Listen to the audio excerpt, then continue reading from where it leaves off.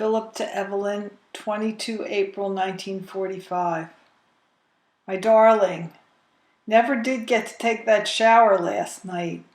It was much too late when I finished writing, so I hit the sack instead. This evening I finally got around to taking that bath and feel fresh and clean for the first time in longer than I care to admit.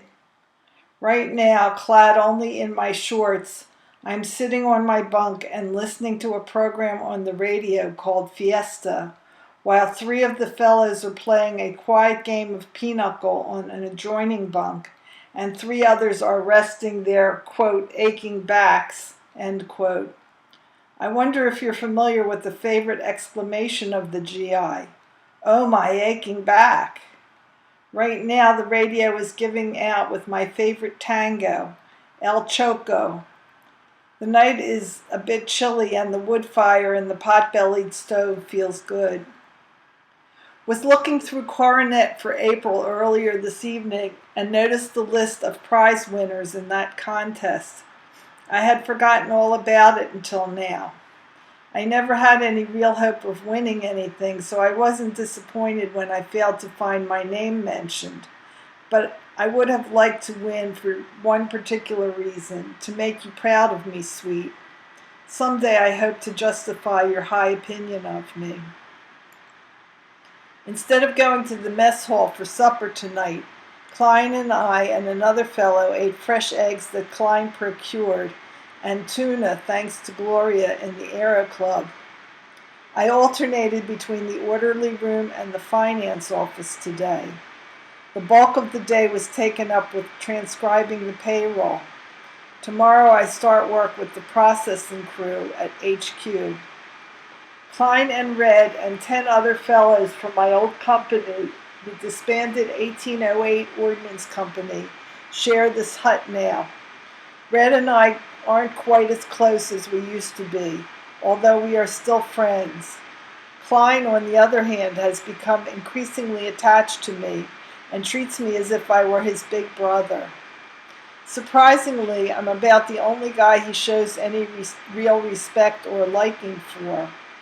For my part, I like the kid, for all his craziness, depravity, and myriad other faults. I think, his honesty and sincerity.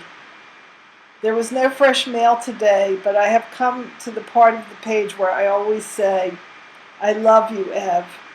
Your Phil. P.S. Kiss my pumpkin for me. Lots of love to all." Evelyn to Philip, April 23, 1945.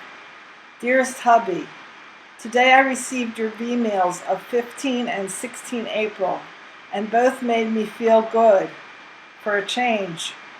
I'm glad you're so fond of Adele's latest picture. Yes, it is a natural pose, and it's just a pity that the quality of the picture is not as good as it could be, for then it would really be a beauty. No one by the name of Weinstein has visited or called me, and this was the first I knew of it. I guess they just couldn't make it. I saw Between Two Women with Van Johnson, Gloria DeHaven, and Lionel Barrymore last night with Sylvia, and enjoyed it immensely. The newsreel showed the funeral of President Roosevelt, and the whole theater was alive with sniffles and sobs. Every time I see something pertaining to him, tears come. When we got back from Logan, I walked Sylvia to 5th Street, where she caught a 47 trolley immediately. I washed some clothes and showered before going to bed, and it was a bit after 1 by that time. Since Adele had gone to sleep so early the night previous, she was up bright and early, much to my regret, and though I was just dying to sleep, she insisted upon getting me up. Finally, and with much effort, I crawled out of bed. This was a full day for me. I was busy all day at work and felt terribly out of sorts when I got home. Beside your emails were 2 lovely letters from Seymour, and I must get at least 1 letter off to him this week. Returned from Dr. Gale's office a short while ago and put Adele to sleep. Adele insisted on having a Dixie tup first and went right off to sleep once in bed. It's only a wonder. It was past 9:30. Adele began to howl once I got her into the office, and I had to hold her down so that he could give her the needle. She made a terrible racket, but I stilled her quickly. Next week is supposed to be her last shot, and it will be, even though he may decide to give her another. She's had more than enough, and I can't stand seeing her so ill. She's had 5 weeks of it now, and I had to leave at precisely this point, for I heard Adele gagging and ran like mad. Well, she threw up, and then some, and now she's resting.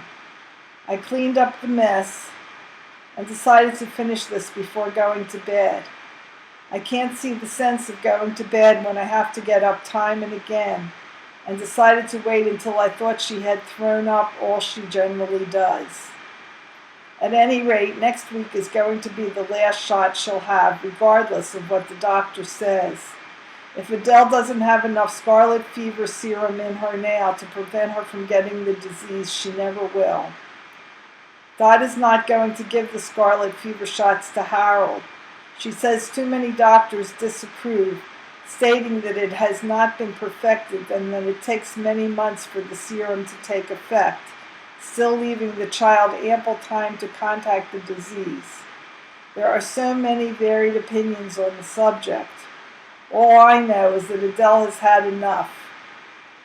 By the way, Harold is sick with a severe case of laryngitis and 103 fever since yesterday. I called Dot to read her your email. Have much more to say, but we'll call it a night. I love you so much, honey. Your Ev.